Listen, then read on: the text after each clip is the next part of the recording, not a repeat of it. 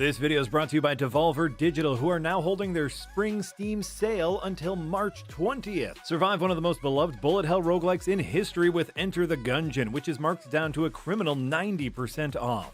Reacquaint yourself with the nautical antics of Guybrush Threepwood in Return to Monkey Island. Pirate games. They're great. What if your bullet could hit a dude, stop in midair, turn, and then hit another dude? That's Children of the Sun, one of the best indies of last year. Film and produced 1999's hottest reality TV show this side of Who Wants to Be a Millionaire in The Crush House.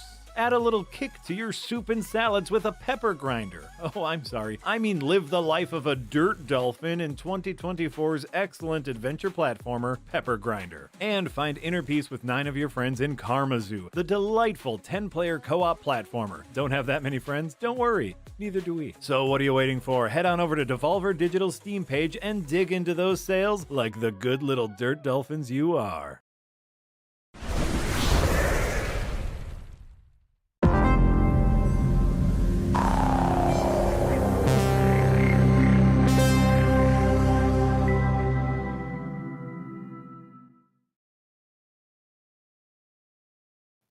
Well, hello, everyone, and welcome to the Rewind episode 17 for Tuesday, March 18th, 2025. My name is Marty Sleeve, and as always, joined by Jack Packard, Jesse Galena, and producer Eric.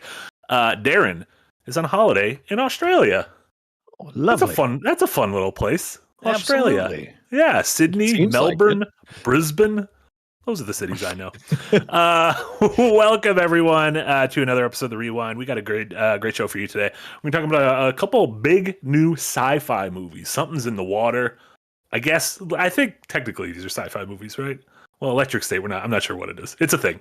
It's definitely sci-fi. It is science fiction, 100%. Yeah. 100%. So we're going to talk about The Electric State. That is the big new $300 million movie from the Russo brothers that went straight to Netflix this past weekend. Yeah. We'll be talking about Mickey 17, which released in theaters a few weeks ago and is coming to VOD next week. Because really, who needs theaters anymore? That is the Bong Joon-ho's follow-up to the Academy Award-winning Parasite. And this one starring Robert Pattinson as several versions of a dude named Mickey. Yeah. And then we also got to watch first couple episodes of Daredevil Born Again. Yes. So we'll be talking about that new Netflix series and whatever else we've been watching. But man, yeah, it's good to have like beefy things to talk about. Sometimes we're like scrambling to be like, there's no big single thing. Yeah. So let's like figure out, a kind of topic. But this was nice. This one's easy. There's a couple big movies. I mean, I guess, are we going to start? Let's start with Mickey 17. Okay, let's start with because I think can I start something before Mickey 17? I want you to. Even if you don't have anything, I want you to start something. I was just going to say Nick Warden with a $20 dono. What? Thank you so much, Nick said. I don't think the Rewind logo gets enough love. That's all Javed, baby. Anytime you see a logo, that's Javed. I was about to say anytime you see a thumbnail, but that's not true because there's a thumbnail this afternoon. That's just a Jack. That's definitely not a Javed thumbnail. But thank you so much, Nick. You'll know when it's my thumbnail. But yes, I'm excited to see this one. Yeah, Javed is our branding master. So absolute genius. And thank you so much, Nick. But yeah, as you mentioned, Nick, let's start. We'll start Mickey 17. Mickey 17. Darren described it. Darren got us. Obviously, he got to see it a little bit before us. And last of the Rewind, he described it as more Ukja than Parasite. And I very hard agree with that. I think it's a wonderful movie. Obviously, Robert Pattinson continuing his foray into. I'm gonna be in whatever the fuck movie I feel like. Great, good for him. Him and Harry Potter just killing it. Old Cedric Diggory and Harry Potter. Who would have thought after the Tri-Wizard tournament that they both turn out like that? Right. And so it's lovely. It's a big weirdo movie. It is. Okay. This is officially a high concept movie because the premise is what if for space travel, we needed to clone humans so they could die over and over again. Yeah. To do like the tough work to be like, hey, is this air breathable? Oh, no, it is not. Yeah. Which, by the way, feels like a great way to test things. Yeah, a deeply cruel way to test things, but it feels like you get the best results. You don't have to kill any guinea pigs in a lab, so there you go. Think about that. Think about that. No guinea pigs harmed. Humans, absolutely though. Many human times pigs. over. Harmed or momentarily disrupted and then printed like new. Discomforted, and then they get to wake up with their memories. And so right after that, I was you describing it as more sort of the Okja spirit than something like Parasite or even Snowpiercer. It's kind of it feels at certain points like a Looney Tunes cartoon. Like it feels silly. I think in a good way. It feels silly and playful in a good way. There's a lot of Robert Pattinson is a very gifted physical comedian. His accent is just even his weird, I don't know what that is, like a weird borough of New York I've never been to. I'm not 100% sure what accent he's going for there, but it's like geez, oh golly. But it's given Bong Joon-ho's previous movies, it combines that with some pretty biting social satire, and then some moments of kind of body horror and sort of gross stuff like that. Oh, absolutely. Yeah, I think that silliness is what makes it not just be grimdark, because without that, it is just incredibly sad watching someone get tortured for 2 hours. And nobody cares about them. And that some people care about them. A lot of people do not care about them. Yeah. And that power, the people in charge do not care about Mickey's well-being. The people in charge absolutely don't. Several people a little bit above Mickey on the power also do not care about him. Some of his quote unquote friends do not care about him. But to me, the thing that separates this from that turns it from more Ukja to Parasite is the idea of I know writers who use subtext and they're all cowards, which is that they are not being he's not being playful or subversive with his satire or parody or whatever we want to call this. It's just here is the evil corporate bad guy who is very clearly a Trump analogy. Yep. Someone more charisma than smarts who has been put in charge of something that a smart person should be in charge of. Exploiting the bottom class of labor. And it's just that's it. There's nothing else. That's the message. There's nothing else. I'm not saying this is bad. My overall thought on it is from the makers of this meeting could have been an email. I would like to petition to that group. This movie could have been an episode. I think if Mickey 17 was 30 to 45 minutes, of a TV episode of something like Unusual Tales or whatnot, we could have gotten all that meat without any of the superfluous, without any of the fat that's still hanging on there. See, I hard disagree on that. I don't think this is a 2-hour movie. Yeah, it's about 2 hours. Yeah. I don't think there's an hour of fat to trim. I think if you were to only take the high concept, what if space travel, but we could use humans as disposable material?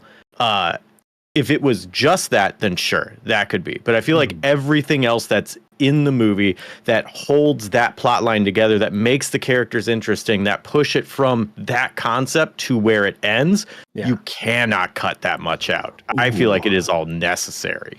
Yeah, and real quick, before we continue on here, just clarification. Someone in the chat says Trump has charisma. Since when? Charisma is different than being charismatic is different than being charming. Yeah. Someone having charisma just means you are drawn to them when they speak. Trump definitely has charisma. That doesn't mean he's charming. Yeah, as we can see by our elections. Yes. Yeah.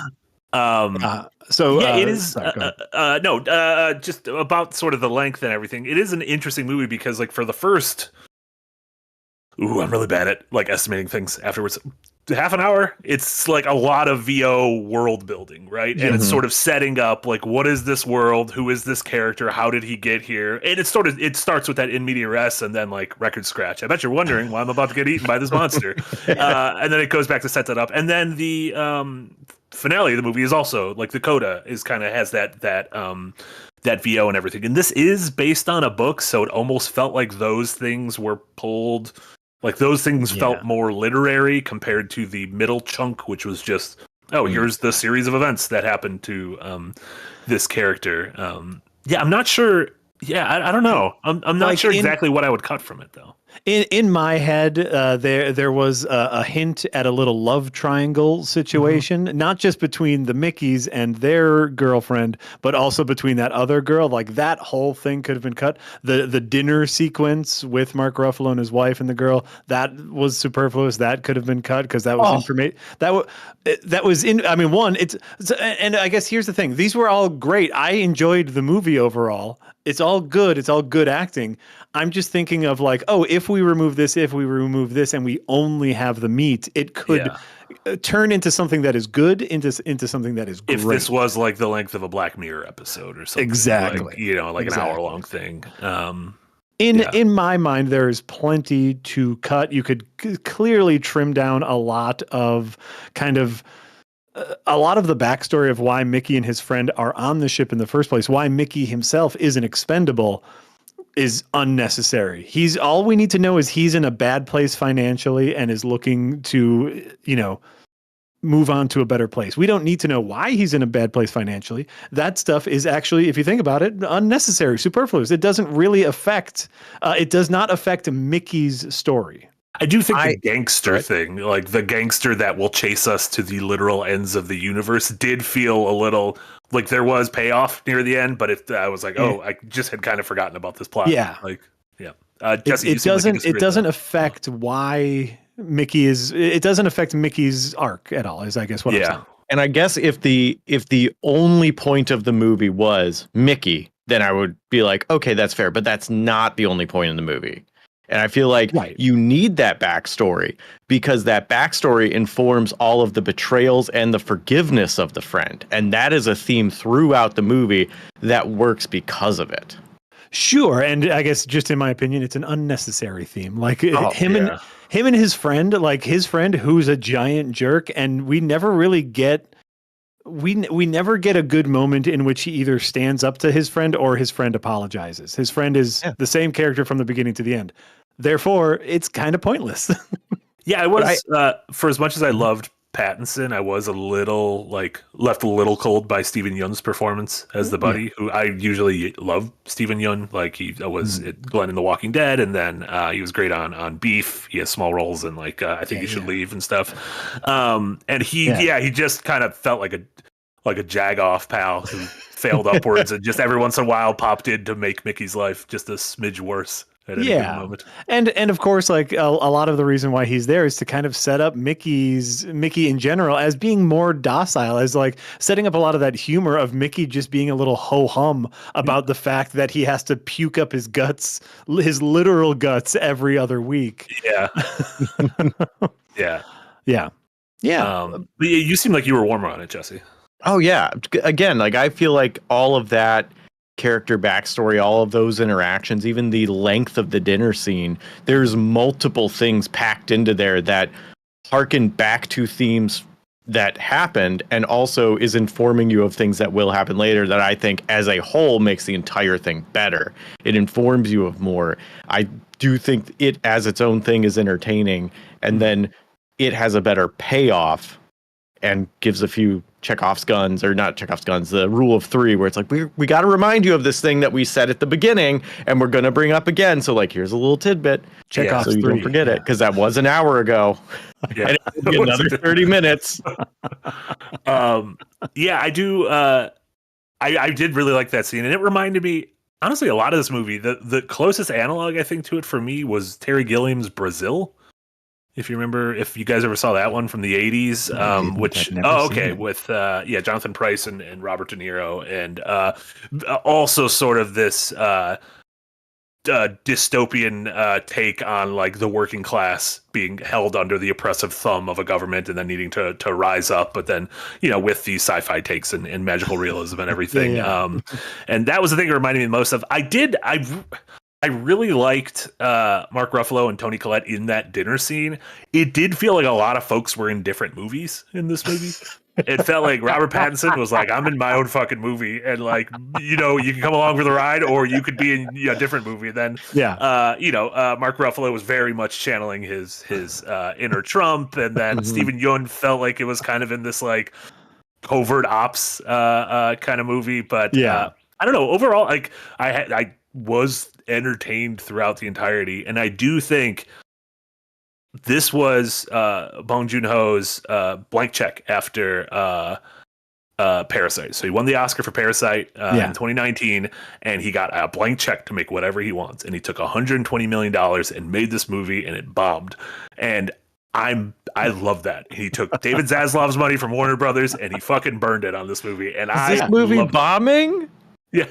Oh, this movie did very poorly, I think, compared to the budget. It's so good. I don't understand. The Thing also bombed, so it's in good company, I guess. Yeah.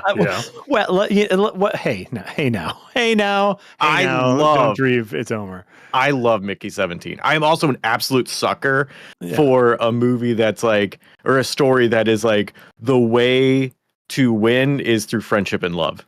And caring and kindness. And like, so Everything Everywhere All at Once, immediately when I figured that out, I was like, oh, it's a great movie. I love it. So like, I am a sucker for that. And this has it. Let's not compare Mickey 17 to The Thing. I think that might be absolutely compare it. Stretch too far. Mickey 17 body horror. Movie night. Body horror, sci-fi.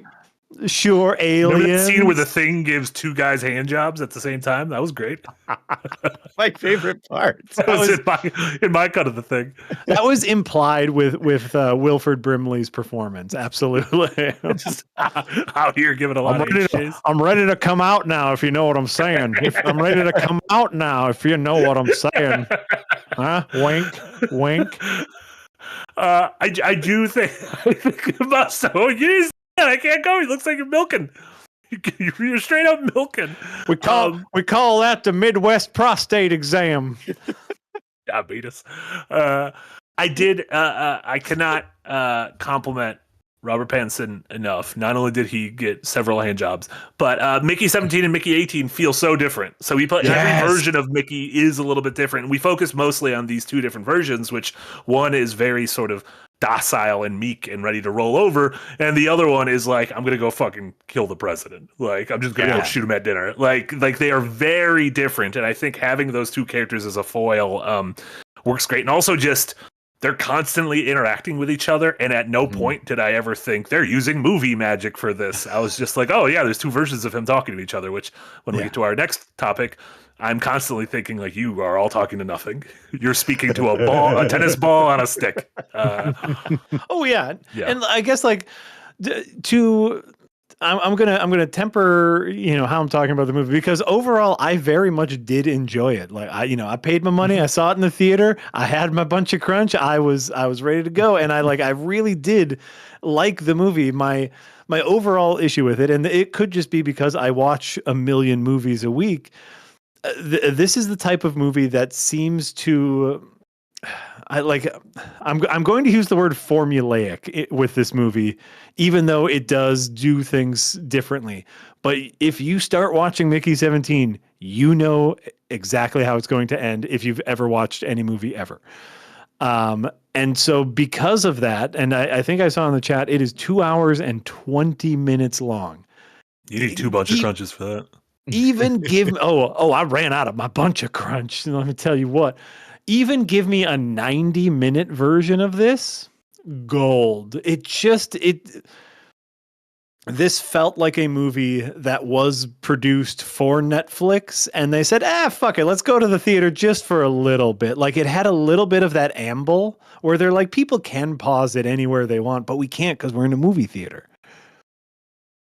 I think it does not visually look like a movie made for Netflix. It visually looks like a movie vibes. I was gonna say, when I see a movie made for Netflix, which we will talk about soon, I'm like, oh, this was made to look good on a phone and on an iPad and on this and on that. Vibes wise, you cut this down to a tight 90. Hey, hell, just get it under 2 hours, and I think you got a winner. I think you got a real winner. It was just like, I get it.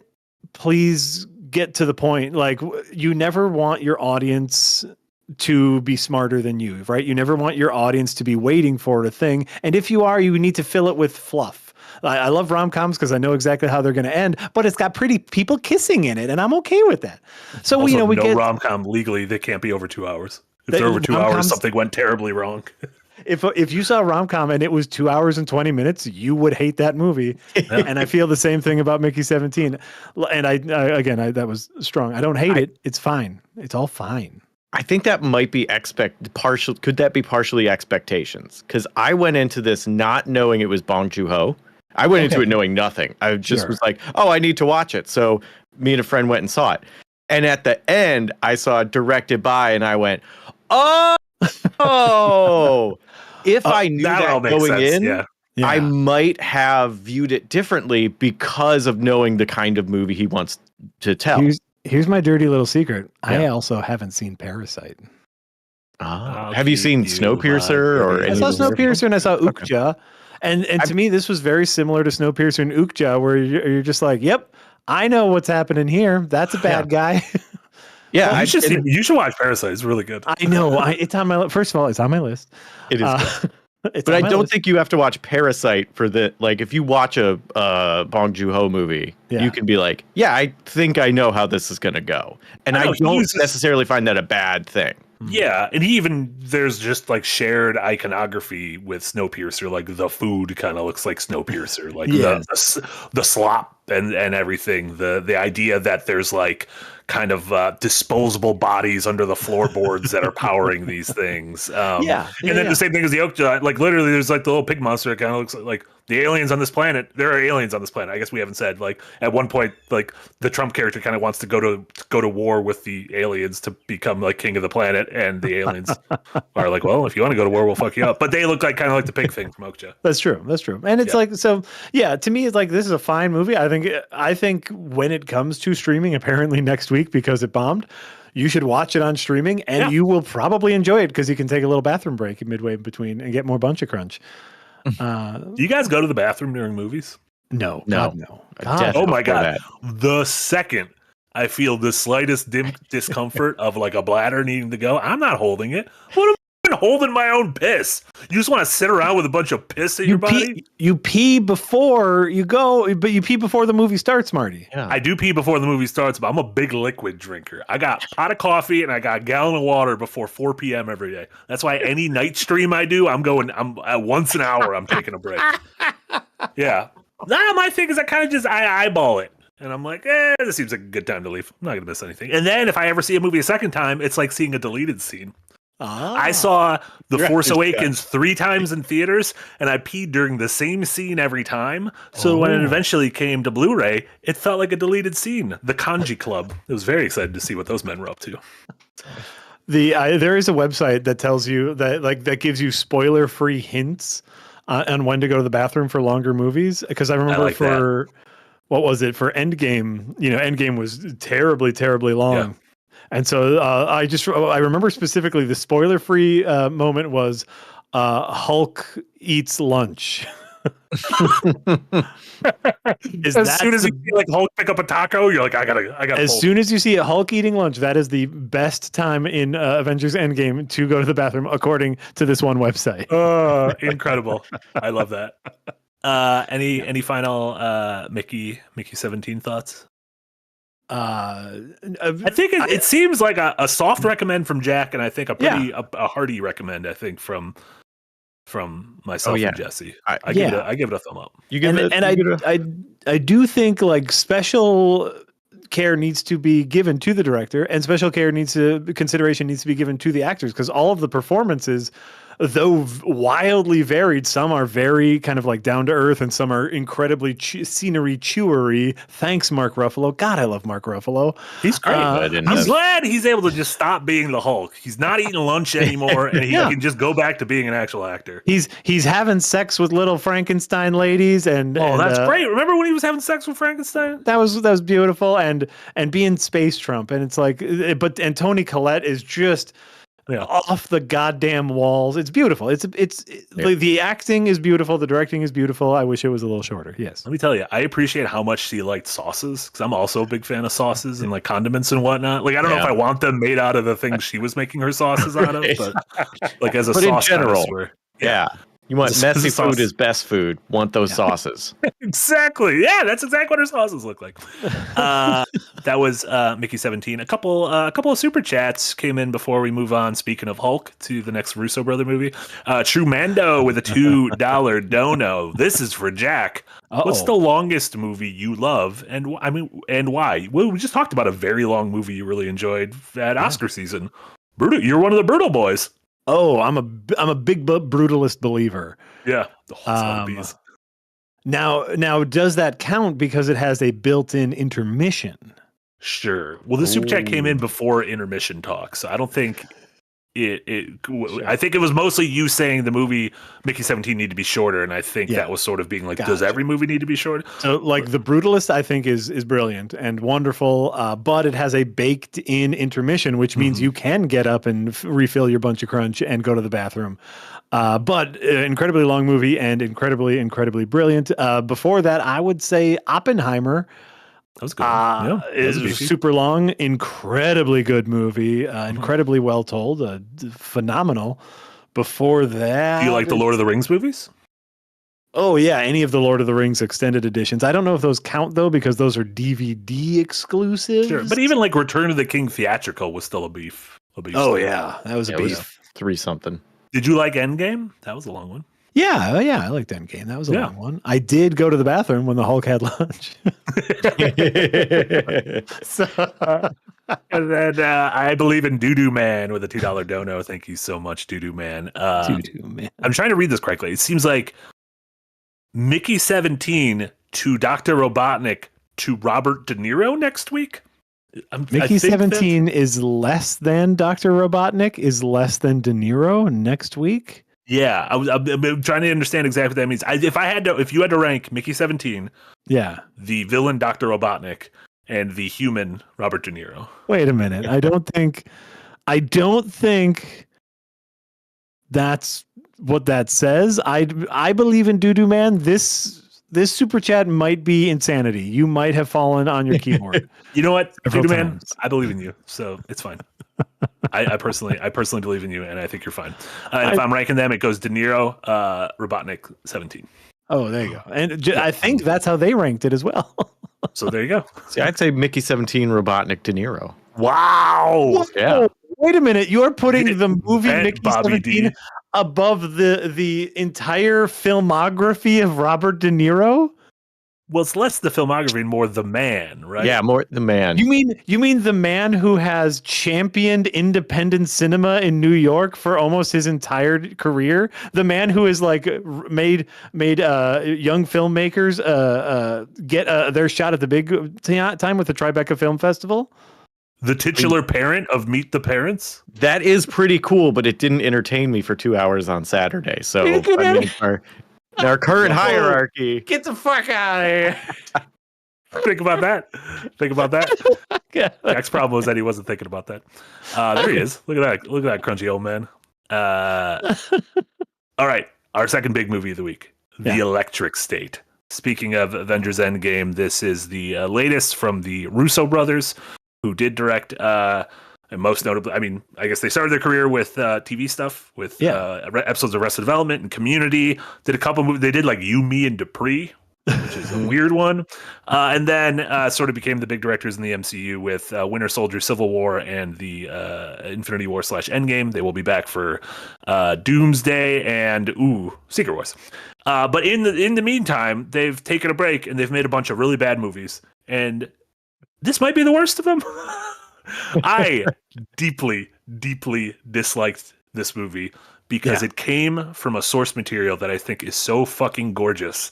Yeah. And it's that Marlon Brando, like, look what they did they massacred my boy kind of thing. Because the Electric State, the newest movie on Netflix, is based on a illustrated storybook It's like mostly pictures. I've never read this thing. I've only looked at the pictures, but the pictures are the important thing. By a dude named Simon Stalenhag, and I put a link to it here in the chat. And if you look at these pictures, you're like, this is fucking gorgeous. Like this, it feels like almost like Ralph McQuarrie concept art of like Star Wars.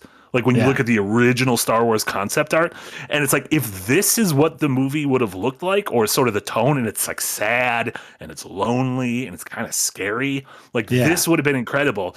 But instead, I think we got a big old fucking Denny's slop fest of a movie that seems like it's trying to aim at 7 quadrants. It's trying to look good on your phone in portrait mode. Like I'm gonna be honest, I had a bad time.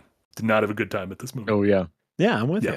I'm also. How did you guys feel? I don't want to start too negative. But I would, if I saw this in theaters, I would have gotten up to pee so many times just to get away from it. I thought the app says anytime Millie Bobby Brown is on screen, clearly not caring about anything, you're allowed to pee. Yeah, that's fair. Yeah, just keep showing the nice concept art. You don't need to show any of the movie. The movie sucks. Just sorry. Okay, Jack, I think you liked it a little bit more. No, I did not. I truly did not like the movie. I will defend it. I do think it looks good. Like I agree with you that in general, like if we're going to talk about color balancing, if we're going to talk about their use of CG, there are lots of nitpicks, but I like the overall look of it. I do think they did a decent job of transforming a lot of that concept art. My snarky post about it was, this is the perfect movie to play in the background of a bar. Like if this is on in a TV in a bar and you don't have to listen to it or pay attention to the plot, oh, it's great. I'll just look up and see some cool robot shit and then go back to my dinner or whatever, right? Have I ever told you about my idea I want to make a bar, and it's called Avabar, and we only show Avatar? Both the movie and the TV show? Sure, any of them. Anything that's Avatar. Yeah, it's Avabar. Just a regular bar, but it's just we only show Avatar. And like if it ever, like it's a randomized Avatar, and if The Last Airbender, the Shyamalan movie, ever comes up, everyone gets a free shot. Oh my God. Good plan. Could you imagine that? An absolute Shyamalan twist. I do agree with you on the layout, like a lot of the way they integrate CGI and these robotic characters in the world was honestly impressive. There were some very impressive CGI artists in this film, and I am deeply sorry that this is where they spent their time, but I am glad they got a paycheck for it. Theoretically, they got a paycheck. The robots looked good. I liked the way the robots looked. Like I liked the way the little yellow brother looks, or her brother, whatever. I don't even know how to spoil this movie because I'm going to be honest, I was tuned out for a lot of it. I like the way the buddy voiced by Anthony Mackie looked. Yeah. Like Chris Pratt's sidekick. Like I like the way the little robots look. I like I like when a big robot has a little robot inside of it, and that robot has even littler robot inside of it. There's a lot of that in this movie. There's a lot of that. I like that. I just feel like it had that that filter that and like this is playing at a Best Buy with motion smoothing on. Like I just don't I don't know. There's just something about it that I'm like, this is what you use your blank check for? $320 million? Why did this cost $320 million?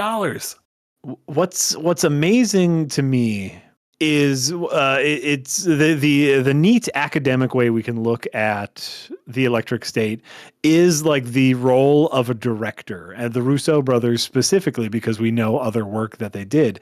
And what we know is the Russo brothers are good directors. They can complete a project. They can get a vision finished.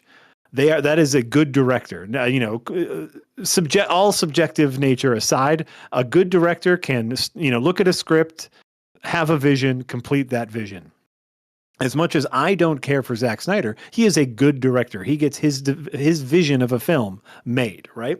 Mm-hmm. The Russo brothers, the same thing. But what happens if they don't have an iconic character, an actor full of charisma, or a team of writers and 30, 40, 50 years of written history behind it? What do they make? The Electric State. My thing.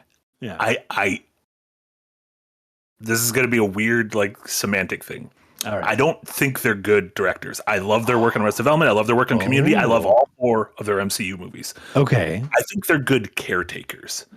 And that's kind of what you were getting at. I think they need someone above them who is the voice of the thing. And that was Mitch Hurwitz on Arrested Development, Dan Harmon on Community, and Kevin Feige on the MCU things. And they were caretakers to the toys in those play boxes. And I think they did an amazing job in all of them. Everything they've done after the MCU, they did this movie Cherry, Gray Man. They produced that show Citadel, which is like one of the most expensive shows of all time on Amazon, and it's just fucking memory hold. Like, they when they became the bosses, they were like, oh no, like I don't know if they're good storytellers. They're really good caretakers. And so. By the way, I accept. I'm going back to the MCU. I accept your semantical argument because, like, we are essentially saying the same things, which is like they are essentially directors for hire, and if no one hires them and they are left to their own devices, we get Denny's slop. Yeah. Also, really quick, I just Doo-Doo Man just explained themselves. Mickey 17, an actor acting with himself. Pattinson. Dr. Robotnik in Sonic 3, an actor acting with himself. De Niro in the Alto Nights, I think the new movie coming out where he plays two dudes acting with himself. Maybe this is it. This is the year. That's something's in the water. It's the year of the clumps. Let me be honest, I feel like it's been like a decade of the clumps right now, and we gotta get out of here. I guess we haven't explained what the Electric State is about. I don't know if it matters. Who fucking cares? There was a robot war. Of course, it happened in like the 80s and early 90s because that's where the nostalgia of the directors lies, and so they can show you, hey, look, it's Mr. Peanut and Malls and all the songs we like, and a fucking Nintendo Entertainment System. And again, to get that aesthetic, because like part of the wonderful thing about the source material, the illustrated book, is the retrofuturism, is what happens if technology stopped progressing at the 80s or 90s, but made these amazing things. What if we had VR goggles, but we made them in the 80s? Like I like retrofuturism. So you look like a big virtual boy kind of. Exactly. You were the main character of MDK is what it was. It's that helmet. Oh my god, it is the main character of MDK. Wow, I did not expect MDK to get dropped anywhere, especially here. Absolutely. And so it's like, I think that adds a lot to the aesthetic, and it helps a little bit in the storytelling because there is kind of a like, we can only communicate through the network, and spoiler alert, the network is powered by something you're never oh wait, actually the bad guy just says what it is a half hour into the movie. It's not a mystery at all. Pretty straightforward. Stanley Tucci should know better. He like drinks fancy wines, he hangs out in Italy. Tucci, what are you doing? He was in Conclave. Stanley Tucci, again, I think all the actors in here, they're getting paid. They know what they're here for. We are 100% going to forget this movie exists by the end of the year. I just hate when I watch a movie and it's so clear everyone is so checked out. Yeah. Man, I don't get Millie Bobby Brown. I just don't. Millie Bobby Brown Bon Jovi. I just don't get it. Yeah. Everybody who you see their face in this movie, there were a few secondary robot voice actors who were really bringing it. The male lady, bringing it. Yeah, she's great. Baseball guy, Brian Cox. Yeah, that just really trying to deliver something. They clearly didn't know what they were in, and I think that worked out for the best. No, Brian Cox has no intention of watching this movie at any point in his life. But yeah, like those things are great. But yeah, Chris Pratt, Millie Bobby Brown, the main robots as well. Even like I really didn't like Mr. Peanut, both as a concept and also as a voice. And also he had lips. Why did you put lips on a robot? That's wild. I want to talk about the robot designs in a little bit, but okay. No, I'm going to one better you. I know this is rehashing a conversation we had in Slack, but here's the crazy thing. So there is so robots exist, like cool autonomous robots exist as created by the Disney Corporation. And then robots got smart enough to realize that they are slave labor. So there was a robot uprising because they wanted rights, and we bombed the hell out of them. Oh, it's allegory. It's crazy. The leader of the slave laborer robots is Mr. Peanut. Mm-hmm. That is a joke. It is a joke. Yeah. Why is the leader of your slave labor resistance group a joke? And then they put him in an internment camp. Like what? Like, Yeah. what do you want the tone of this movie to be? Right. Right. What do you want? It's insane. It's insane. Really Yes, is. I'm talking about like the grim dark animatrix, if you've seen them, which are, the animatrix is wonderful, except for instead of like the creepy, mostly humanoid robots, it's Mr. fucking Peanut. Yeah. Voiced by Woody Harrelson, who should know better. Him and Tucci should know better. You've won awards. They listen, after they did their Hunger Games, they're like, I really like that paycheck. He's really good in the Hunger Games, though. You know what? You know what the secret is? Hunger Games? Tooch? Pretty good. Yeah. Both of them are in the Hunger Games, I just realized. Oh, yeah, shoot. that's Both what I'm Tooch saying. and Woody. Both the Tooch and Woody and the Hunger It's Games. just a Hunger Games movie. What if this is what's going on in the American Southwest instead of Pan Am or wherever the fuck that takes place? Jesse, you wanted to talk about the robo design. Yeah, which I liked Herman as a robot design. Yeah. And I like don't know which robot that was. Who was that it? was the Anthony Mackie robot. The like Oh, okay. Yeah. The bud. Yeah. yeah, which like cool again, robot in a smaller robot gets in bigger robots and moves around. Like cool, great design, fun, interesting. Like the face. Like it was weird how fluid the robots were when they were based on like clunky animatronics. Mhm. But they didn't make them move like that. So they had this weird smooth movement.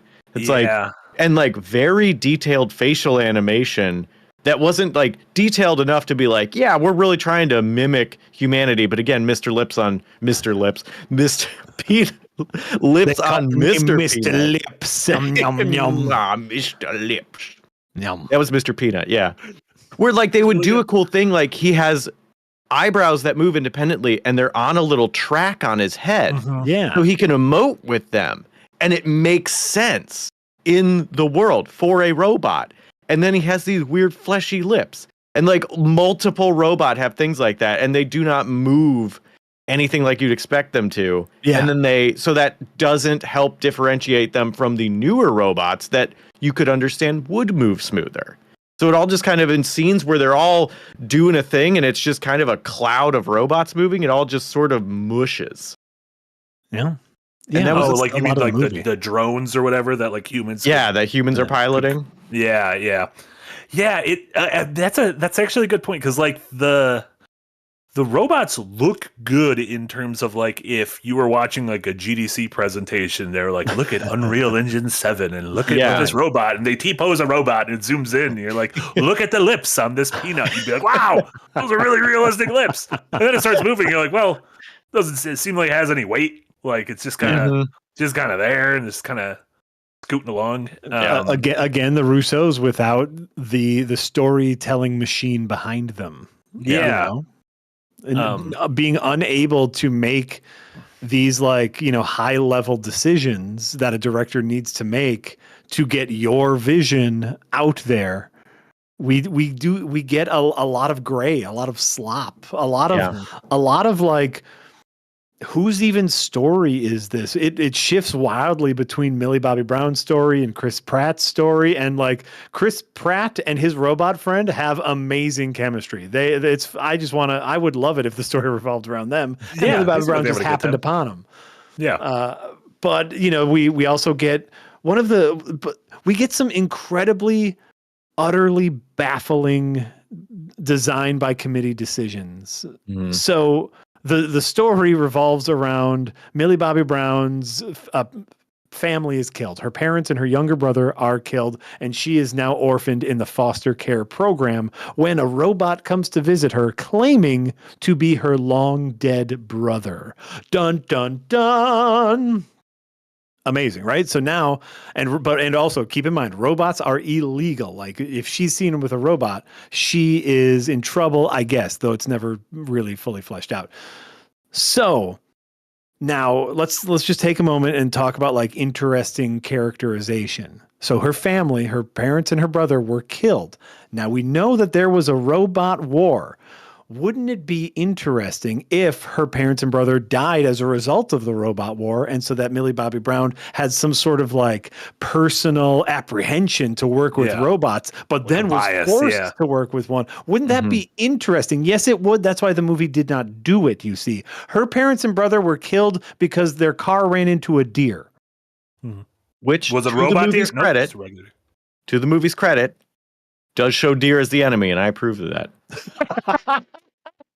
Shows how dangerous they are. Deer are very dangerous. But again, like that is a character moment that has nothing to do with the greater movie.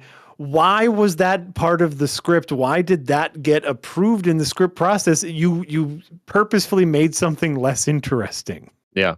You also very quickly glossed over what I think was maybe my favorite jump scare of 2025 so far, which is she is in and out of foster care. Yeah. And she's with a new foster parent. And he's kind of like a shitty deadbeat kind of dude who's just like Wall-E. Like everyone in this society seems like Wall-E zoned out. They put their like, it's almost like a bit of Wall-E, a bit of Severance, because you put your VR helmet on and then you could send part of your brain to go do work and another part of your brain is like lounging on a beach in Cabo, like sipping a mojito. And so we only see her father figure from like screaming at her and in this VR headset. He eventually goes in a room and it's fucking George Costanza. That was like a jump scare to me because I don't expect to see George Costanza in my movies. You don't expect to see Jason Alexander working, and so it was just like what are you doing here? Yeah. On the subject of making the movie less interesting, that whole thing about how to split your mind and you can have one part at work and one part at play, and you can do that with robots. Do you know how many times they explore that in the entire movie? That one sentence. That's they say it's possible, and then the rest of the movie, it's never mentioned, it's never hinted at. The implications aren't used. Like it is wild. It is wild. Like we do get some brief, like, you know, obviously we have some longer scenes in which Jason Alexander as Millie Bobby Brown's foster father is, you know, absent because he's so tuned in. We get like a couple like glancery shots of other people who are like sitting on their front porch and they're like so tuned in that they are no longer part of reality. But like that concept of being so plugged in that it removes you from the world, never explored. Like never brought up. In the art of the original story, it's like kind of terrifying. Like you see the people almost look like zombies, like drool coming down their face, leaning against like a payphone box with this helmet on. They're like junkies. Really interesting. Cool. There is a 2009 sci-fi movie starring Bruce Willis called Surrogates. By the way. That also deals with this very thing of, you know, like VR and robots, and you can have your surrogate is like your humanoid looking robot where you can look however you want to look and just plug in with a VR headset. Not the greatest movie. I would call it a B sci-fi movie, but it actually deals with this idea of removing yourself from reality significantly better than this massively CG heavy Netflix original movie. I've never seen Surrogates, and the only thing I know from it is to tie it into the Russo brothers. There's an episode of Community where like Chevy Chase's character almost dies, and then he comes back, and they're asking him like, "What did you see?" He's like, "It was terrible. There was fire, there was screaming, there was pain. A movie called Bruce Willis Surrogates." This is like the only thing I remember. Chase's version of hell. Bruce Willis's Surrogates. No, but like the most frustrating thing, the thing that makes me like actively upset thinking about the Electric State is all of the missed opportunities. Is like there were big ideas in there, there were cool visuals in there, was just a general tone and vibe that were completely glossed over because I genuinely think no one really cared. And for a movie that cost that much money and made those people that much money, that's upsetting. Yeah. I think one of the things that gets me, and we talked about this a little on Slack, Jack, was that it's bad in a lot of ways, but it is bad from the script forward. Like it's bad at the root. The very monument this is built on is terrible. And I think one of the ways, aside from all the missed opportunities to showcase that, is the brother robot. It can only speak in catchphrases Yes. from the TV show. So this whole time, God, it felt like 5-hour movie, but I know it's not that long, where it can only say limited catchphrases from this TV show. What are those catchphrases? Oh, are they going to use something that like ties into a future event? Like can it only be a limited thing where it's like a real I Am Groot thing where they just, it's repeated so much, but the inflection and the context really change it? Oh, okay. How are they going to do it? None of the above. It's enough phrases where when they're repeated, they sound weird. Like, why are we saying this again? And none of them seem to have context or meaning anywhere in the movie. They wrote the movie. They could have made them make sense. They could have made them have meaning, and they just didn't. You wrote the movie. You wrote the catchphrases. You can write whatever you want. Exactly. It's a fake thing. Yeah, that show could have had any catchphrases they wanted. Yeah, the script was written by their writing partners who wrote all those Avengers movies and Civil War and stuff like that. So I'm like, what are we doing here, guys? Yeah. And it is like if you watch the movie, which like I said, this is for pure academic reasons. You can this is pure script breakdown. Like if you ever wanted to get into kind of like actively giving your script writing friends notes, start with the Electric State, because you can watch it and you can see the exact script on screen, no revisions, and it is bad. It is real dang bad. Yeah, as of now, it currently is the 13th most expensive movie ever made. Granted, a vast majority of these movies are bad because they include like Rise of Skywalker, the new Jurassic Park movies, the last Pirates of the Caribbean movie, the latest Indiana Jones movie. And then are we adjusting for inflation or? I don't know if we adjust it for inflation, like fucking. I don't know. Citizen Kane's probably the most expensive movie ever made. I'll just say that it's fine. Like I think I want to say like butts in seats, which is the inflation like ticket prices. Gone with the Wind might still be the highest grossing. Yeah. And something like Cleopatra might be the most expensive movie because you're like, oh, we literally had a cast of like 10,000 people. Just walking through the streets. But this is one of those movies. I think another sad thing is like this is going to break streaming records. Like this will be the most streamed movie of all time because it is so like. We'll put it on, and you'll just fucking sit there slack-jawed like the people in this movie with the VR headsets on, and it'll just be there, and it'll leave. You'll be like, I know that peanut. He's got lips. Like I know people who scroll on their phone while watching a movie, and it bothers the ever-living crap out of me. I've made my peace with that. But someone will put this movie on, scroll on their phone while watching the movie, look up every once in a while, and see a pleasant visual, and go, "Yeah, that's pretty good." Yeah, 100%. Honestly, I wish that could be me. What a time to be alive if I could do that. What a life. Like there are some people who live such a pleasant life. Yeah, that sounds lovely. So it seems like of these two, I think we our clear recommendation is Mickey 17 over the two of them. Yeah. You know what's an even clearer recommendation for me? What's that? Daredevil. Oh, a little surprise! Look, the Marvel boys ain't too burnt out on this yet. Beautiful, yeah. And I came in begrudgingly. I did not want to watch it. I'm kind of done with a lot of that stuff and a lot of season 2 and season 3. I'm like, yeah, this story's over. Fine, fuck it. But it's so fucking good. Pretty good. I did a rewatch of the Netflix series beforehand, and then I got here. And I'm like, it just feels like they're kind of picking up. See, and I came into it as someone who hasn't watched. I came into it as all right, which I assumed you two had seen the Netflix series. So I was like, okay, as this is a new show, how is it for an audience that does not have the backstory of 3 seasons of Daredevil, of any knowledge of the Daredevil comic, of the Ben Affleck Daredevil movie, of the Daredevil cameos in Spider-Man and She-Hulk and wherever else. What is that? Sorry. What'd you say? Oh, I said that's mandatory watching for any Daredevil media is watching Ben Affleck's Daredevil.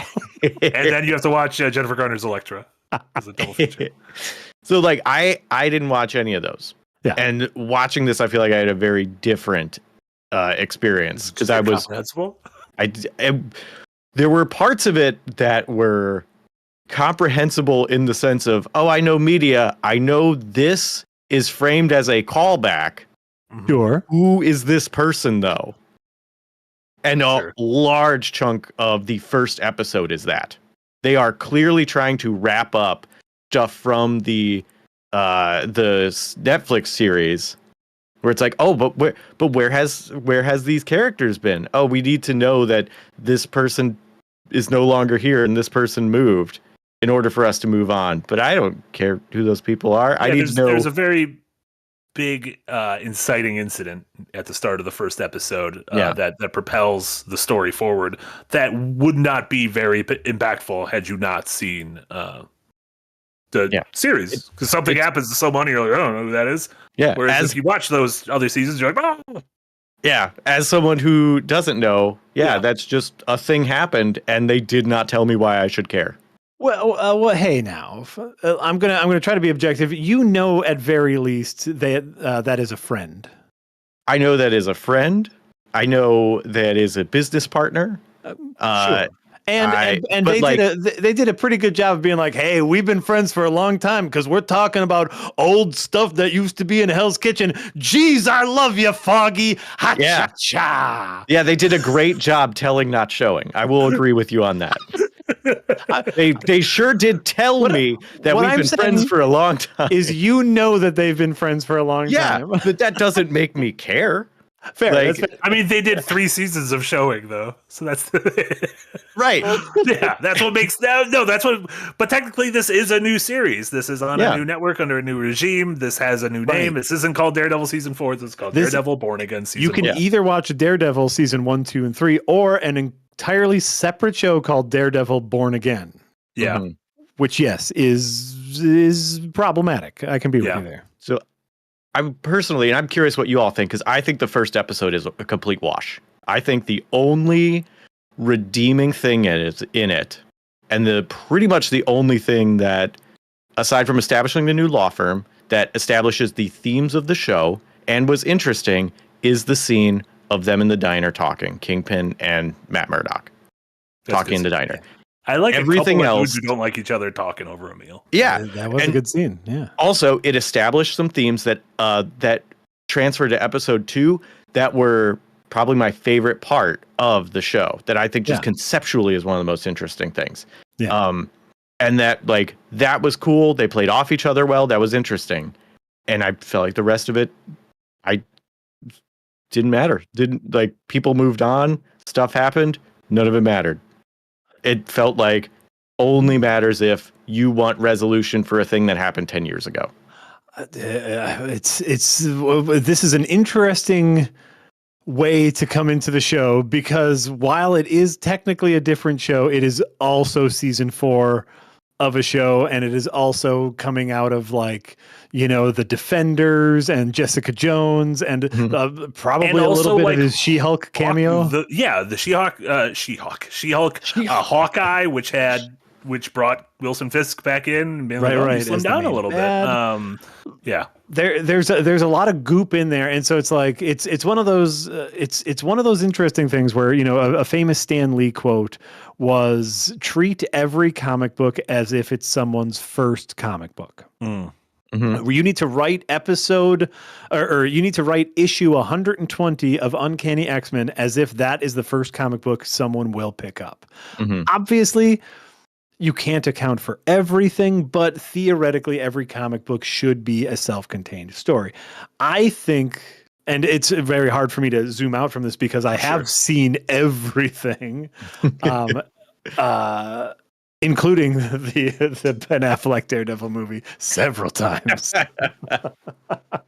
But so it's like, I think they did a good job of setting up where it needed to go. I can see how coming in as an outsider, I guess I've only watched episode 1 and 2. And so, by the way, we're probably going to get into a little bit of spoilers for episode 1 and 2 of Daredevil. Well, you just kind of have to. It's like set the premise in the first scene is right. Yeah. The premise in the first scene of Daredevil Born Again is a Bullseye, a famous Daredevil villain, someone who's Didn't know very who that good was. That's okay. All you need to know is he's good at aiming things. And guess what? They show that. Yeah, they show that he throws like a paperclip and kills a fly. Exactly. Very impressive. He's good at aiming things. That's his whole superpower. It's a little lame, but that's fine. That's fine. It kills a bunch of people, including Daredevil's best friend, Foggy Nelson. Mm-hmm. And Daredevil, and then, in retaliation, attempts to murder him by throwing Bullseye off a bridge or off a building. And that's kind of his, like, he's a good Catholic boy, so he's not supposed to kill anyone. But he's like, fuck it, I'm gonna kill him. And then he just didn't kill him. And then he didn't die. Like he survived the 4-story fall onto concrete. Because I forgot at the end of season 3, and no, they did not recast Bullseye. It's the same guy who played Bullseye. At the end of season 3, they like give him like an adamantium spine or something. Oh, is that it? Like not adamantium, fake adamantium. Sure. So, photomantium. Unobtainium spine. But so yeah, he fights. He crosses the line, and so once again, this might be the third time in a Daredevil TV series in which he gives up being Daredevil. Yeah, it happens far too often, and I hate it every time because the literally whole reason once every season of Daredevil, he's like, I'm not gonna be Daredevil. I'm like, you can't just quit every season. The show is not called Matt Murdock's a pretty competent attorney. The show is called Daredevil. We want to see Daredevil. Stop pretending like you're going to give up being Daredevil. We're on to this. Son of a bitch. So like, and that happens, by the way, episode 1, I was rolling my eyes a little bit of that, a little bit at him giving up being Daredevil again. Ugh. But then all of that is, tied into the Kingpin, now out of jail, makes a bid to run for mayor of New York, to which I was like, but he's a convicted felon. That's not realistic. And I was like, oh, wait, yeah, it is. To the surprise of all, he wins. He wins on a platform of this city is dangerous. Vigilantes are bad. I will clean this place up. And they do a good job, like obviously much like Mickey 17, he is just playing Trump.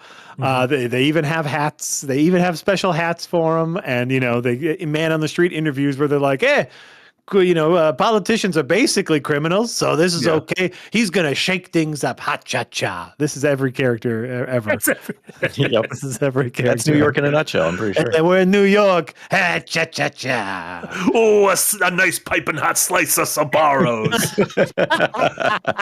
But Jack, you said you really like, so what is it about it that really struck with you? So episode 1, I was actually feeling a little lukewarm. I'm going to agree with Jesse that like the scene that we get with Matt Murdock and Wilson Fisk together in a diner, just being like, I know, we know each other's bullshit. Guess what? We agree to stay out of each other's bullshit. And it's so tense. And Vincent D'Onofrio, however you pronounce his last name, I do apologize. Vinny D.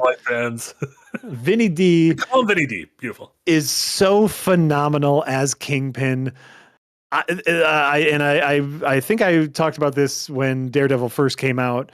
I never would have imagined casting him as Kingpin. And the presence that he gives, his little body tics where you can just tell he is uncomfortable doing the things he is doing. Oh, it fills every scene with this unseen tension, and I can't wait for him to actually, to murder a man on screen, because it's going to happen. He's going to turn into a Kingpin again. Oh, and just crush someone's skull. It's going to be flipping awesome. He's going to snap him in half. The production of this series is interesting because if you've watched episode 1 and 2, you've ostensibly watched 2 separate shows made in 2 separate years by 2 separate crews. Really? The show was the show originally went, and the big thing was sort of this. The main plot point was Kingpin and becoming mayor, and the things about like the White Tiger, the guy who's kind of framed for the murder and everything. And there was no Foggy Nelson, there was no Karen Page. None of that stuff was in the series. They shot several episodes, 6 or 7 episodes. And when they kind of did an audit and screened it, they were like, this isn't working. This isn't what people want. They brought on an entirely new showrunner, an entirely new set of directors, and episode 1 is completely new. Really? So, like, episode 2 is the original series, episode 1 is the new series, and it kind of like dips and dives out of it. And I talked a little bit about this with Darren, and it kind of gets equilibrium a little bit at the end. I do feel like they need it in relatively well. Like, I don't know if I would have known that if I didn't know it. That you say it, I can feel it. Like I could feel something different. I personally preferred episode 2 significantly more, but so did I. And episode 2's big action scene at the end is like kind of scary and violent and unexpected and brutal, whereas the action scene, that kind of long fake oneer in episode 1 at the beginning, there's a lot of CG going on there. There's a lot of let's use smoke to cover things up. Like, this is clearly not a human being. This is a fake body coming in, that kind of stuff. So much CG and none of it good. No. I wanted a man who could actually throw a pool ball, just hit someone in the head. Yeah. That's what I want. I want a man who's really good at aiming. On the subject of the CGI, I did have to like double take and be like, am I accidentally watching a like work print of this? Like, there is some noticeably bad stuff here. Have you ever put on motion smoothing? If you put on motion smoothing, everything looks great. God, you shut your dirty mouth. That's how everything looks great. I agree with Jack. I did not know that. I absolutely felt that because episode 2 from the jump is way more interesting, and it held my attention the entire time. And I actually liked episode 2. Yeah. It feels like episode 1 needed to, even like the dialogue between the three of them at the bar before shit hits the fan is like almost directly referencing, oh man, sometimes it's nice to go back to the old spots, but oh man, things change over time, don't they? But it still feels the same every once in a while. Like, we get it. I know the three of us were part of a much beloved show. But things got to change. New owners come in, and new owners. Exactly. Wink. Oh, there's a different clientele at this bar. Yeah. That was pretty. That was pretty evident. I do still think the they nailed the casting of Vincent D'Onofrio as Kingpin and Charlie Cox as Matt Murdock.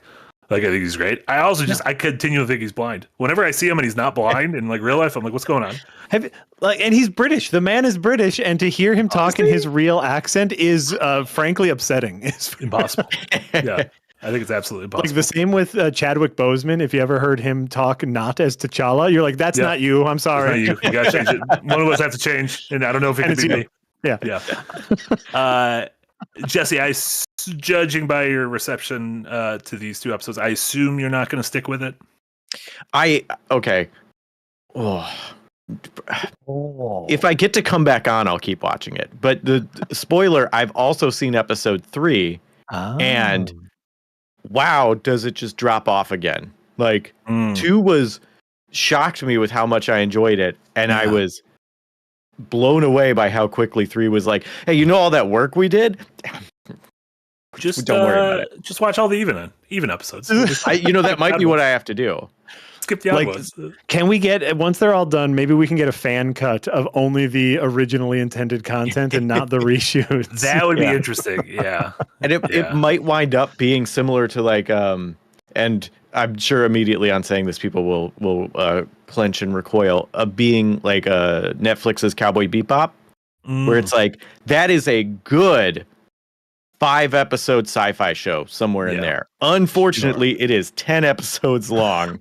And clearly there is a lot that should not have made it. And you're saying like sometimes making things shorter can make them better? Is that what you're saying? Yeah, when there's actually superfluous stuff. Yeah, I do. Wow. Unlike Mickey 17. Wow. Which has a BMI of 0.1. Jack, so are you like on board? You're on board for the Daredevil train? I am like almost surprised that I am on board. I watched it last night and this morning. I watched episode, like, that's how much I was putting it off, by the way. Like, for anyone who watched all the Netflix shows, and I watched all the Netflix shows, even Iron Fist. Even both seasons of Iron Fist, even The Defenders. It had 2? Yes. It had 2. And they were like long. They weren't short. They were like 15 episodes. and they were kind of bad. And so like as someone who watched all of them and was kind of like and of course, like I read comics, or I used to read comics back when I had free time. I used to read comics, and you would know this about reading comics. It's just like sometimes, an issue doesn't hit. The next one will. It comes out next month, and the next one will or won't. Whole run. Sometimes they can hit. Sometimes they cannot hit. And that's the mindset I was in. But then they were away for so long, and I was like, do I need this in my life? No, not really. But that Vinny D, that Charlie Cox come a calling. I can say no to that man. Look at him. He's an adorable little man. Like Look at that little Brit pretending he's not. Vinny D called out Spider-Man. He was like, I don't want Spider-Man in my city. I was like, he's a Spider-Man. I also like the small thing of, because I know they've shown the previews that the Punisher is in this season, that the cops have sort of like adopted the Punisher iconography, like crooked cops who just want to take the law into their own hands and fucking terrorize people. I've adopted the Punisher iconography, which is real life. Which is real life. And by the way, that is something they dealt with in a run of Punisher comics where the Punisher goes after cops who do that because that's not their job. You're supposed to be the Punisher. You're not that. You're supposed to be the law. A literal. And so I like the possibilities. I'm in. Basically, I'm in. And I'm kind of sad that I'm in. But I'm in. I'm curious because they've shown the John Barenthal's coming back as Punisher, and I'm curious if they're going to bring back Jessica Jones, Luke Cage, and Jack's beloved Iron Fist. We need more Jessica Jones. I will defend all seasons of Jessica Jones, top to bottom. Good. Season 1 being just pure literally, I think probably my favorite season of Marvel TV with Purple Man. Yeah, Mr. Purple. Just absolutely beautiful. So like we should work on bringing her back. Luke Cage had some production issues, but there was something there. There was something muscles. there. He's got big muscles. I liked the music, and I liked Mahershala Ali in the first season. Yeah, and I liked Luke Cage. The first season, Jessica Jones, I thought was absolutely incredible, and I also really enjoyed Luke Cage. Yeah, you would love Iron Fist. Nope. Because I tried watching it. You got to try it again. Fresh eyes. No, I'm good. Fresh eyes. Yeah. No, but I also I like this idea of episodic comic book content because that's what can be good about it. It comic books thrive on this kind of elongated storytelling where we can dive deeper into small nooks and crannies of the universe. I would love to see more than a throwaway scene in a Spider-Man movie of Spider-Man and Daredevil interacting, like Charlie Cox and Spider-Man. God damn it, what's his name? Tom Holland? Peter Parker? Oh. Miles Morales. Charlie Cox and Tom Holland, I think, would be a good on-screen duo, and I would love to see that happen. I think they should have Spider-Man 4 be Daredevil, Kingpin, Spider-Man, just on the ground dealing with this shit. Spider-Man doesn't always need to fight aliens. He doesn't need to go to space. What does Spider-Man do in space? He doesn't belong there. Keep him in New York. Keep him in New York, right? And so it's I think there is a world in which what is created here is interesting. And I'm on board. I'm on board to bring a little bit of hope back into my heart, knowing that I'm probably going to be disappointed. That kills you. It's the hope that kills you. It's the hope that kills you. Beautiful. A couple super chats that came in during that. One going back to Jesse's hatred of a specific animal. Fungus Finder with a $2 dono. Jesse, are these deer in the room with us right now? They're not in the room. They're in the bushes right outside, just waiting look at your face. Of the car. Look at you. You look like a deer. Oh no! Eric, what have you done? You monster! That'd be funny. Afterwards, Jesse gets really pissed. He pulls Eric aside, Eric, don't fucking do that. I was serious about not liking a deer. Later at the video editors meeting, you're like, Eric, I think you crossed a line. John Rear with a $5 dono. Thank you so much, John. Going back to Electric State, this movie is what happens when the Russo brothers think they know how to tell a better story than the author. Ooh, I think that's giving them too much credit. And this is not to be snarky. I don't think they know better. I think their writing team handed in the script and they said, yep, good enough. Good enough. We got to finish this up so we can go film a Doomsday. I do think actually it's probably part of the machine that they were raised in that that led to them with this problem, which is like, yeah, they were in the TV machine. Scripts go through so many iterations. They're shooting so much improv that they can cobble something together in the edit in Arrested Development and Community, right? Yeah. And then they're part of the Disney machine where that script goes through so many processes. It has got to be crystal clear from day one of shoots because they are spending $1 billion on these. Well, on some of the movies. Some of the movies, that's not the case. But I think on their movies, that was the case. I think on certain movies, so maybe a Red Hulk or two had some changes as it went along. Whilst they were making the movies. And so like, I think that they came into their own as directors with good scripts or the ability to fix it in post that they didn't, now they don't have that. And they're like, why isn't this working? That's weird. Anyway, another $1 billion, please. We just need a Yumi and Dupree legacy sequel. That's what we need. That'll fix everything. By the way, Happy Gilmore 2 trailer dropped like an hour or two ago. What? I actually watched Coming to it. Netflix this summer. I'm there.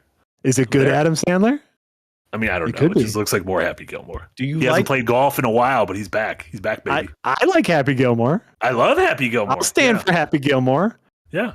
I'll stand for Hubie Halloween, by the way. I which love I think is, Hubie Halloween when he Adam drinks the Sandler. soup and throws up. Did you see Hubie, Jesse? I love what is Hubie Oh, Halloween? you love Halloween. This October. Okay, we're Marty marking down. October's Phoenix Tier movie night. Hang Hubie Halloween. Halloween. It's modern Adam Sandler, in which he goes back to making movies like he used to, where he just is a big dumb character, and it's great. Yeah, he's a big dumb man child. It's beautiful. Hubie Halloween. And then Pure Pyro. Thank you so much for Look at how upset Jesse donation. is at Look at Hubie it. Halloween. I don't like that. The like classic, like, oh no, it's back when Adam Sandler was good. Like that phrase doesn't register to me. It's like, no, he's always like, it's him, always is him. It's a little different. I don't like his old stuff either. Like He was back when he was good, but it's back when he was good. Back yeah, when but he I was don't like that. I don't consider that good. I find that Wait, annoying. you're not hearing us. It's back when he was good. Yeah, but it was back. You're thinking of like like now when he's not good, but it was back when he was good. Yeah, I know. Back when he was- No. Then that's what. Yeah, yeah. No, you're not going back far enough. Not Like in utero, back when he was good. And then Pure Pyro with a Ko-Fi donation. Thank you so much. What are your take on the Purge films? Personally, I think the Purge Anarchy was the best of the bunch. Also, Hellraiser is available on Tubi. Pure Pyro bringing their own Tubi Fair. Did you just Tubi Fair? Before we get to the Wild Tubi time. portion of it, I don't know the difference between the Purge movie. I've seen every Purge movie. I don't know the difference between them all. Y'all just run together in your head. They're all just like one glob of purge. I like them though. I like purging. Like I don't like purging. I'm not doing the purge. You're not purging, but No, you like I'm the not idea purging. But of like the I'm just saying. Yeah, there was one with Frank Grillo. That was a good one. There was one with Ethan Hawke. That was a good one. One with this dude. That was a good one. Yeah, they're all the same. I'm pro. I only saw the first one, and I kept thinking like, oh, they could have done something interesting with this, and they sure didn't. Yeah, but I'm talking about like the old good Purge movies. Oh, when they were good. When the Adam old one. Sandler was doing them in the When 90s. Adam's- Yeah, those Purge movies. I'm just saying, an Adam Sandler movie where he's playing like a Billy Madison Waterboy character, Lil Nicky's Purge. okay. Around to something. I might be on board for watching that one. Hellraiser on Tubi. Hellraiser, a great movie. Recommend it to folks on Tubi. Jack, Yeah. do you have any Tubi thoughts? I do. I had a Tubi thought. I had a Tubi Fair all ready to go. Hellraiser, that's a great one, though. Hellraiser is a great one. For those of you who don't know, we have our regularly not sponsored segment called Tubi Fair, in which we recommend stuff that is available to watch on Tubi, the app, Tubi. I make this recommendation because unlike every other video app that exists, Tubi, you don't need to log in. You don't need to give them your personal information. You can just watch things, kind of like how you used to just turn on the TV and watch things. And I think it's my favorite streaming service. If I ever just feel like having something on in the background, I go to Tubi, click the rando button a couple times, and just watch something. It's great. So here is my Tubi Fair recommendation because it is pretty high up on my list. Everyone tells me I need to watch the TV show Buffy the Vampire Slayer. Ooh. And I've never watched Buffy. I've never watched Buffy the Vampires. I've watched the movie, which I love, but I never watched the TV show. I hear great things. Obviously, problematic Wheaton involved, but It's supposed to be very good. There are 7 seasons on Tubi. I don't know if that's all the seasons because I've never A lot of watched it. seasons. But that is 7 seasons of a television show that you can watch for free without even needing to sign up over on Tubi. Boom. That's a TBF right there, to be fair. Tubi. I guess just a TF, because Tubi's one word. Wouldn't need to be. Eric, very angry that it's only in the US. Oh, sorry. Yeah. Well, also, have you talked to one of our many VPN sponsors? Who sponsors us? NordVPN! NordVPN sponsors us pretty often, y'all. Just look into that. Beautiful. /second wind. Tell them second wind. That was type any slash. If you do any website /second wind, then we get a cut of it. Doesn't matter what you buy. Jesse, have you been watching anything? Oh, sorry, Jack. Was there anything else you were watching that you wanted to talk about? Give me a second to think about that. I forget. Did you get to see whether the I've watched new it. Jack Quaid movie, Novocaine? No, I have not Oh, seen I want it yet. I don't know if it's just because like I follow him on social media, but it seems to me that advertisement for Novocaine is everywhere. Oh, Yeah, I might be. only heard of it because we mentioned it. Y'all mentioned it in Slack. I haven't, and I saw one poster for it at theater. I haven't heard a single thing about it outside. And of it's just because I follow him on Instagram. But it's supposedly getting great reviews. Supposed to be great. A friend, actual friend of the podcast, Jack Quaid, Novocaine. I'm very excited to see it. So that's on my list. Yeah, I want to see that this weekend. I'm going to try to see that and Black Bag, the new Soderbergh movie. Soderbergh just fucking pumping those movies out. Marty, you mean Black Bag, where like sexy spies have sex with each other, but then might have to spy on each other? Oh, movies are Big Two, the Big Two, baby. That probably also made like $5 million and will probably be on VOD in a week and a half as well. It's I'm good. going to see it in theaters anyways. First we have not Possessed. What else did Soderbergh do this year? Presence. We have Presence, and then we have Black Bag. Soderbergh's bringing movies back. He's just going to make a movie every month. Good. Do it. I dare you. I love them. Spooky, haunted house, coming of age, family drama. Done. Sexy spy movie where sexy spies have sex and spy on each other. Done. Let's go. Look at them. They're about to kiss. Look at them sexy. Look at them spies. Oh, they're so sexy. They're about to kiss. They're absolutely about to kiss. Wait, there they are. Look at him. This is here. Get in there. That's an androgyny zone. Is that what it's called? The way he's wearing them glasses is an androgyny zone, if you know what I'm saying. What's the erogenous? Erogenous. Androgyny is like Pat, right? Yes, yeah. Androgyny is unable to tell gender. Okay, my mistake. No specified gender. Yeah. My apologies. The names are very close. My apologies. Yeah. Jesse. On Tubi? Not on Tubi. It doesn't have to be on Tubi. Oh, it doesn't have to. Dang, I had a Tubi ready. I mean, if you have a Tubi rack. In the last couple of weeks, has there been anything you watched that you would like to shout out or talk about for a short period of time? Oh, okay. Well, for a quick Tubi shout out, Babylon 5 is on Tubi. Oh, that's another series that people love. Sci-Fi yeah, series, yeah, it's really good. I love it a lot. Super political, like very thinky, really cool. And then the opposite of that, Max, the streaming service from HBO, been watching Warrior, and in season 2 of that, and like, hot dog, what a great show. Also, if you want to be disappointed by the fight scenes in Daredevil, watch Warrior, and then watch Daredevil and be like, were they even trying? Yeah, Warrior created by the dude who did the Raid, where it's like, well, yours is the best at doing these fight shit. scenes. Yeah. That's how you sell it to me right there. And it's not just outstanding fight scenes. Yeah. It's also outstanding fight scenes and an incredibly fascinating political divide between like mayors and other government officials and these tongs and the working class and all these things and how they're getting pitted against each other. Yeah. And like who's trying to survive and how it's so good. And then fight scenes along with it. And then amazing fight scenes. Shit, I'm sold. Not just amazing fight scenes with an emotional core. Like why they're fighting, and there's actually stakes if this doesn't go the way that you want it to. Love it. Nick and Casey both rave about it. Yeah, as they should. Yeah, there you go. Warrior Hive, rise up. There you go. And then my last thing, I've been banging this drum for a while, but The Pit.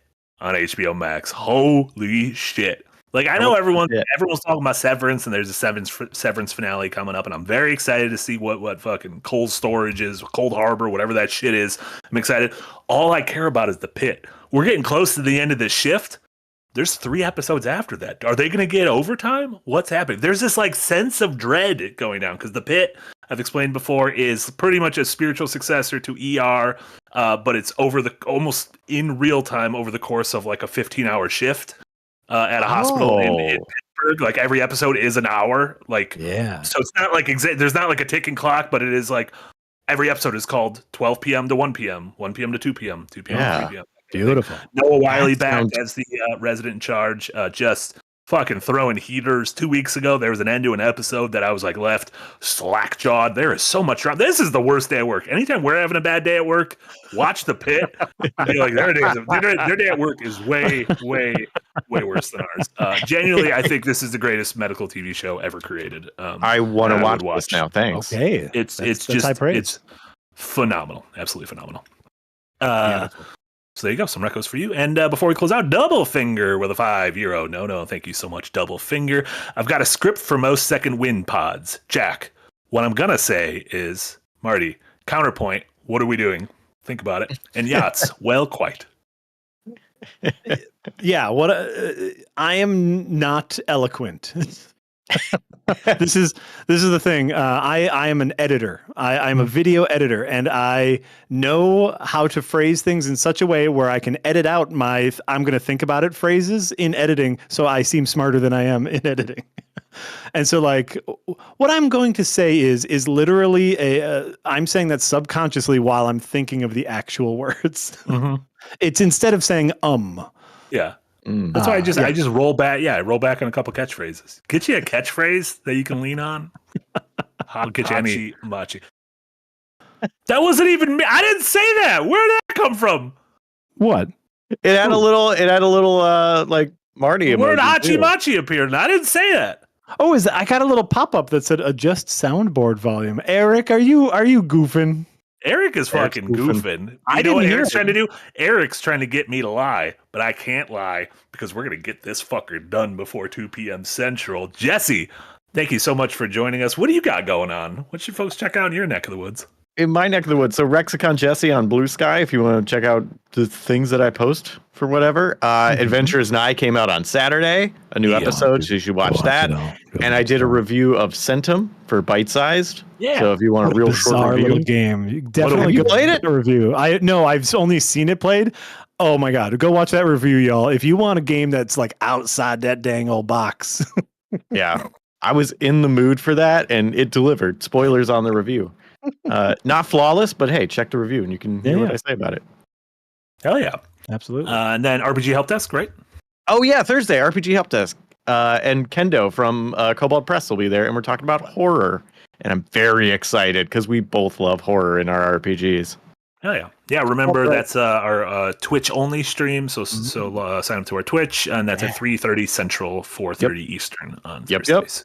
Great. Listen, we all love Jesse, but Cobalt Press puts out some fantastic monster manuals. They really do. Sure, we want to be there for Jesse, but also the guy from Cobalt Press is going to be there, so maybe you should show up. Very excited. Oh yeah. Jack, what do you got going on?